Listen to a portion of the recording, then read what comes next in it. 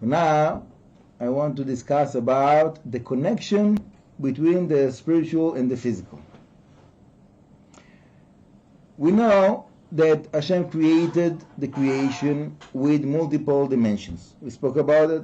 The higher dimensions is more spiritual, more abstract, and as much as we're going down to the levels of the creation that are more related into the physical world, until we're getting into the physical world, which is basically the bottom of the creation. Okay, the lowest of the lowest. Now, we need to be that connection. That's our being. Our being is that we have the spiritual parts of our being, Neshamá. There's many names for that. Ruach, nefesh. Yeah, I'm not getting into the explanation about the different parts here, but our being is a complex being. It's not just little part of dirt. Yeah, our being is very big. Our Neshamá is huge.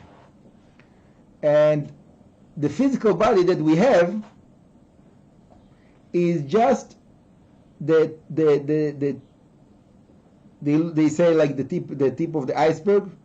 So, but here the iceberg is like upside down, meaning we are that point, but when it goes up to the spiritual realms, it grows and becomes to be very big. Okay, and with that understanding, we can understand that when we do something in the physical, if we do it in the right way, we are able to affect many spiritual realms, because our being is connected with all of those spiritual realms. So when we do something, for example, someone that is doing Kidush in the Shabbat Eve, yeah, so it's not only a physical act, it's also a physical act, but that physical act is connecting the person to many spiritual realms. And if he knows also some meditations, and while he's doing the physical act, he is also meditating on those spiritual realms, and what is the process that is happening in those spiritual realms, so it becomes to be even more effective. And that's everything that we do. I just took an example. Everything that we do have a tremendous, strong effect on many dimensions. And all of the beings that are there in those dimensions. All the angels, all the souls, so on and so forth. Everything is affected from whatever we do. Positive or, God forbid, negative. So, with that understanding that we are more of a spiritual being than a physical being. We also happen to have right now a physical body, but that's not who we are. First, we are a spiritual being, we are Neshamá. Right now, in those years, we also got a physical body to use. As much as a person is more relating himself with his Neshamá and less with his physical body, so if he's missing something in his life, it's not such a big deal, because it's okay, so right now I'm missing it, but it doesn't really have so much meaning. It's not who I am anyhow, right? I'll finish with the story. There was a rabbi that came here to Har Zion from South America.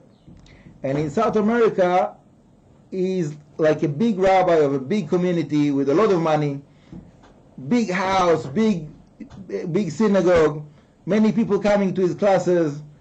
And when he came here, so he was like a yeshiva guy, you know, he had like a small bed, like bunk bed, together with another 10 guys, and I'll try to imagine that kind of transition. It's really difficult, but I'll do my best to follow you along this path.